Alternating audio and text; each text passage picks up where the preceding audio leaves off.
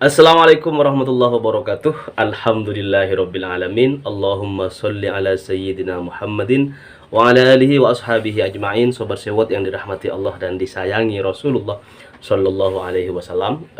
Kemarin ketika Mas Anies Rashid Baswedan diwawancara oleh teman-teman dan rekan-rekan media ya, baik cetak maupun elektronik, mengenai soal ya terkait dugaan gunjingan Pak Prabowo Subianto yang viral di mana-mana gitu, di media sosial begitu viral karena ada kata goblok misalnya. Kemudian di kubu Prabowo juga ketika debat itu juga keluar umpatan apa namanya ya, tolol dan lain sebagainya. Ini diminta konfirmasi oleh rekan-rekan media kepada Mas Anies Rashid Baswedan. Dan sobat sewot yang dirahmati Allah, disayangi Rasulullah, jawaban Mas Anies tentu ini bukan hanya dalam konteks mengindonesia tapi mendunia. Pengaruhnya luar biasa. Kenapa? Jawabannya singkat, hatur nuhun Pak Prabowo. Nah, ini satu sikap relawan yang mana yang apa ya, ini diduga serangan pribadi loh oleh teman-teman, bahwa kalimat-kalimat yang seperti itu yang saya sampaikan barusan, misalnya goblok, tolol, bego dan lain sebagainya, yang diucapkan calon atau kandidat lain kepada kandidat lainnya gitu, sudah tahu dong gitu kan, bahwa ini selain bisa dipidana misalnya karena menyerang calon presiden lainnya dengan kalimat-kalimat yang kasar ya, yang tidak etis gitu kan. Karena ini emang edukasi publik loh ya, seorang calon presiden kalau nggak bisa mengendalikan diri, ini berbahaya bagi generasi penerus bangsa. Ini akan menjadi presiden buruk bagi calon-calon presiden ke depan gitu. Nah, makanya lapang dada, kemudian enjoy, sabar ya, tidak kepoan gitu kan, tidak baperan gitu. Nah, ini menjadi kata kunci sukses dalam meraih kedudukan yang mulia baik di sisi Allah Subhanahu wa taala, lebih-lebih di hadapan masyarakat Indonesia yang sudah sejak dulu sampai sekarang terkenal masyarakat yang santun ya, yang berbudi luhur gitu, yang kerjasama ya, yang gotong royong gitu. Nah, tapi kita ulas nanti sobat sewot. Sebelum saya menyampaikan bagaimana kemudian Yusuf Kala kemarin juga sudah memberikan komentar terkait tanahnya Pak Prabowo yang begitu luas di Indonesia ya, yang melebihi luas Singapura ya, negara Singapura. Tetapi sebelum itu kita simak hasil survei ya terbaru ya, hasil survei Indonesia Political Opinion ya, atau IPO.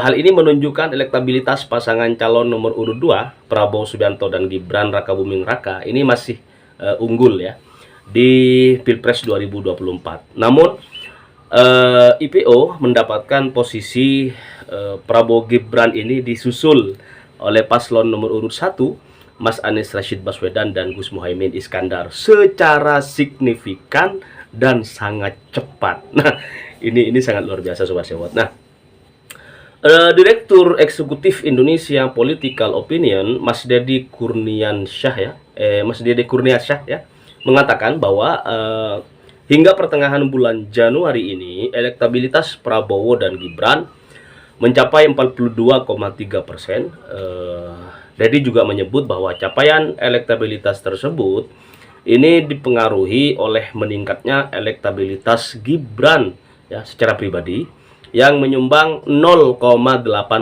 0,8% sobat sewot. Nah, Mas Deddy juga menyebutkan bahwa di posisi kedua ya ditempati oleh paslon kebanggaan masyarakat Indonesia, kesayangan kita semuanya, yakni paslon nomor urut 1 Mas Anies Baswedan dan Gus Muhaimin Iskandar.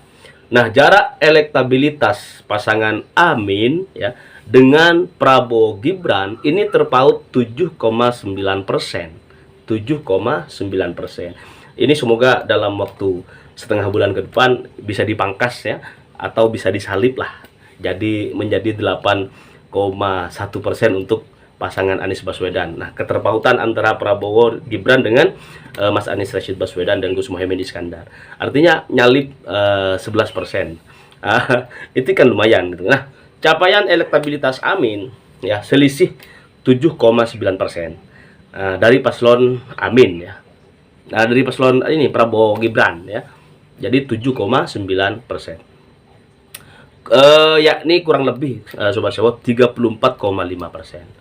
Itu kata Mas Dedi ya dalam paparannya hari Rabu kemarin, tanggal 10 Januari 2024. Nah, sebanyak 34,2% responden diantaranya mengaku sangat yakin kepada pasangan Amin. Alhamdulillah, terima kasih buat semuanya ya. Kemudian 47,3% mengaku benar-benar yakin ya kepada pasangan Amin. 15% ini segera yakin nih. Dan kemudian 2,1% menunggu hasil debat berikutnya, dan 1,4% mengaku segera menyusul ya kepada pasangan Amin. Nah, insya Allah Sobat Sewot, makanya saya selalu mengajak sobat kalian, Sobat Sewot sekalian dimanapun berada ya, untuk membacakan sholawat kepada baginda Nabi besar Nabi Muhammad, Allahumma sholli ala sayyidina Muhammad, dan hadiahnya tuh disampaikan kepada calon presiden kesayangan umat, kesayangan masyarakat, kesayangan mama ya, kesayangan anak muda milenial, kesayangan kita semuanya, Mas Anies Rashid Baswedan dan Gus Muhaimin Iskandar. Nah, nggak apa-apa, selama sebulan setengah ke depan nih kita intensifkan pembacaan sholawat Nabi, dan semoga hadiah pembacaan sholawat ini di seluruh Indonesia, dari seluruh pendukung dari barat, timur, utara, selatan, semuanya masyarakat Indonesia pendukung Mas Anies Baswedan dan Gus Muhaimin Iskandar, baca sholawat hadiahnya untuk Mas Anies Baswedan dan Gus Muhaimin Iskandar. Pertama, semoga diberi keselamatan. 2, sukses. 3, menang 1 putaran insya Allah. Nah, Sobat Sewot, kehadiran ya nama cawapres ini turut mempengaruhi elektabilitas kandidat capres. Nah, Gus Muhaimin Iskandar misalnya, ini meningkatkan elektabilitas Mas Anies Baswedan sebanyak 2,4% ya. Jadi ini jadi tambahan 2,4% dari elektabilitas yang sudah melekat di Mas Anies Rashid Baswedan dan terus mengalir dukungan demi dukungan. Ini akan membuat gemuk nanti, perolehan elektabilitas dan akseptabilitas di akhir bulan Januari insya Allah. Nah, hal tersebut Sobat Sewot merupakan sumbangsi suara ya 2,4 itu yang perolehannya itu jauh di atas sumbangsi perolehan suara Gibran ya, angkanya 0,8% hingga 0,9% misalnya. Ini kan capaian luar biasa. Berarti Jawa Timur pasca tragedi atau masalah atau problem Kiai Haji Marzuki Mustamar dengan PBNU ini menjadi kiblat baru ya bagi naiknya elektoral. Nah, tingkat elektabilitas Mas Anies Rashid Baswedan dan Gus Muhaimin Iskandar. Dan ini juga yang bikin di beberapa daerah Jawa Tengah, kemudian di kandangnya Banteng misalnya, kemudian Jawa Barat kandangnya Gerindra itu sendiri, ini masyarakat tuh langsung munculnya Gibran yang hanya menyumbang 0,8%, ini disalib jauh oleh munculnya Gus Muhaimin Iskandar dan barangkali sebagian ya ke Pak Mahfud MD barangkali. Nah, tetapi kita lihat ya, pada posisi terakhir kan ditempatin pasangan nomor urut 3 di hasil survei kemarin IPO ya, yaitu pasangan Mas Ganjar Pranowo dan Pak Mahfud MD dengan perolehan 21,5%. Nah, Dedi menyebut bahwa posisi bontot ini juga dipengaruhi oleh elektabilitas Mahfud MD yang justru menurunkan tingkat elektabilitas Ganjar ya lebih dari 3,4%. Nah, ini problem yang dihadapi oleh PDI Perjuangan dan partai koalisi yang mengusung Ganjar Mahfud. Tapi kita tidak terlalu baper lah, tidak terlalu nggak mau ikut terlalu jauh soal perolehan hasil survei ini, karena di Sewot TV sendiri ya Itu setiap kali saya ajukan polling gitu kan, mau Mas Anies diganti namanya gitu kan sementara gitu dengan tiang listrik, dengan nasi putih tanpa lauk, yang lain misalnya Prabowo Gibran ini nasi enak, makanan enak nih, nasi udah nasi kakap gitu kan, saus tiram dan lain sebagainya. Masyarakat ya di Sewo TV itu 90% tetap Mas Anies Rashid Baswedan ya, memilih nasi putih yang tanpa lauk gitu. Sedangkan perumpamaan untuk Prabowo Gibran dan juga Ganjar Mahfud ini sudah dikasih yang enak-enak ya, udah ada satenya gitu kan. Nih satu porsi buat ada sate, ada kakap, ada ikan tuna segala macam gitu kan. Satu porsi ini nasi putih aja, nggak ada garam, nggak ada apapun, nasi doang gitu. Masyarakat Indonesia 90% memilih untuk apa ya, memenangkan nasi putih ini. Nah, sobat sewot yang dirahmati Allah dan disayangi Rasulullah Shallallahu Alaihi Wasallam, dari perolehan 21,5% tersebut ya untuk pasangan Ganjar Mahfud ya. Responden yang mengaku sangat yakin 26,1%. Kemudian 48,3% responden mengaku yakin tuh. Yang 16% tidak yakin ya, ini bisa pindah ke pasangan Amin nanti. 35% sangat tidak yakin ya, ini juga tuh.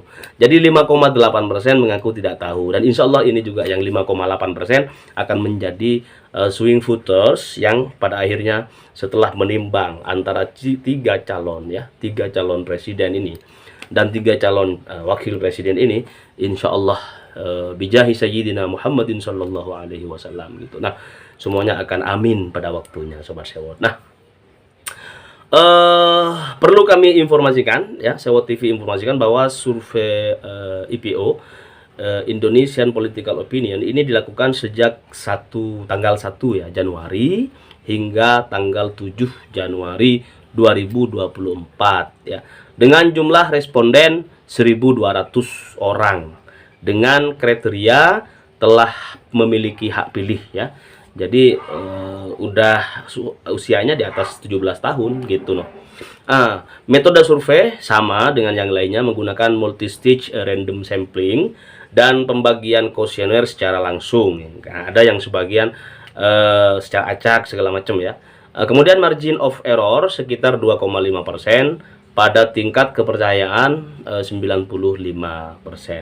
Sobat sewot yang dirahmati Allah dan disayangi Rasulullah Shallallahu Alaihi Wasallam, ketika dulu sahabat itu nanya kepada baginda Nabi Muhammad atau minta wasiat, minta pesan lah ya, minta nasihat bukan wasiat, memohon nasihat kepada baginda Nabi besar Muhammad Shallallahu Alaihi Wasallam. Ya Rasulullah, ausini, ya Rasulullah, beri kami wasiat, beri kami nasihat gitu. Rasulullah satu pesan yang selalu yang sering beliau sampaikan kepada para sahabat waktu itu, la taghdab gitu, jangan marah gitu. La taghdab, jangan marah.